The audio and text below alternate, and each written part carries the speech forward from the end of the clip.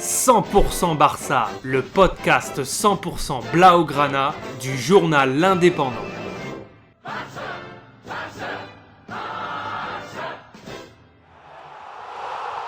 100% Barça, més que un podcast.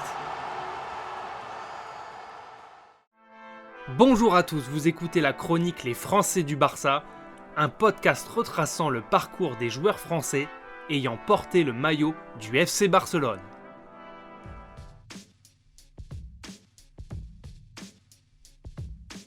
Après 4 ans et demi à l'AS Monaco où il sera champion en 99-2000 et finaliste de la Ligue des Champions en 2003-2004, Ludovic Giuli signe au FC Barcelone pour la saison 2004-2005 et un transfert de 8,5 millions d'euros. Il a alors 28 ans et sans le savoir, il va devenir un des premiers Français de l'histoire qui va s'imposer dans le 11 catalan. Retour sur son passage en Catalogne. Bien qu'il ait régulièrement eu des petits pépins physiques, Ludo a sa place de titulaire en attaque aux côtés de Ronaldinho et Samuel Eto'o dans le dispositif de l'entraîneur Frank Rijkaard. Il inscrit 11 buts en 29 rencontres, aidant ainsi le Barça à remporter un titre qui lui échappe depuis 6 ans, avec 4 points d'avance devant les Galactiques du Real Madrid de Zidane, Ronaldo, Figo, Beckham et consorts. C'est en Ligue des Champions que la déception sera la plus grande. Lors de sa première saison au Barça, l'équipe se fera sortir en 8e de finale par les Blues de Chelsea. Toujours titulaire sur le côté droit de l'attaque Blaugrana l'année suivante, El Raton, comme on le surnomme en Espagne, inscrit 5 buts en championnat et doit faire face à l'explosion d'un jeune talent de 18 ans du nom de Léo Messi, avec qui il se partage le temps de jeu. Il marque un but décisif somptueux sur une reprise de volée du gauche sans contrôle dans la lucarne de Dida en demi-finale de Ligue des Champions contre le Milan AC de Shevchenko, Seedorf et Rui Costa sur une passe piquée extraordinaire de Ronaldinho. Le Barça remportera la 2e Ligue des Champions de son histoire lors de la saison 2005-2006 en battant une équipe d'Arsenal menée par Thierry Henry et Robert Pires. L'équipe catalane sera de nouveau sacrée championne d'Espagne en écrasant la concurrence, avec 12 points d'avance sur son dauphin le Real Madrid.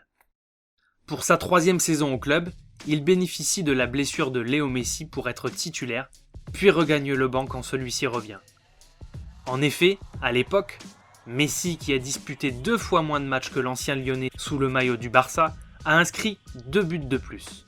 Le lutin magique de Lyon dira de la Pulga que c'était formidable pour lui d'avoir vu grandir un tel joueur, qui lui a pris sa place petit à petit, même si cela lui a rendu sa dernière saison au Barça plus difficile. Giuli joue cette saison-là 45 rencontres sous le maillot Blaugrana, pour un total de 6 buts, dont 3 en championnat et 2 en Ligue des Champions. Le Barça terminera 2e de Liga à égalité de points avec le Real Madrid, mais perdant les confrontations directes entre les deux clubs. En Ligue des Champions, l'équipe est éliminée dès les 8e de finale contre Liverpool, futur finaliste de l'épreuve. Il quittera le club pour l'AS Roma la saison suivante, après 3 années passées sous le maillot du Barça. Au total, le Français a disputé 124 matchs sous le maillot du Barça et marquera 26 buts dans un pur style d'ailier sur son côté droit, où il affectionnait tellement rentrer à l'intérieur pour croiser ses frappes. Il laisse un très bon souvenir au Barça en remportant 5 titres en 3 ans.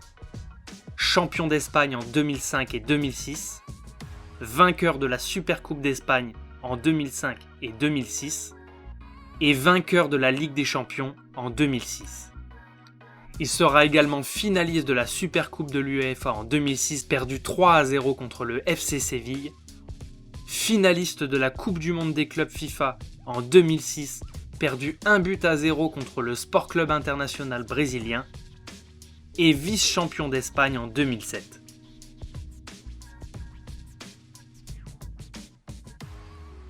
C'était Les Français du Barça, le podcast retraçant l'histoire des Français ayant porté le maillot Blaugrana.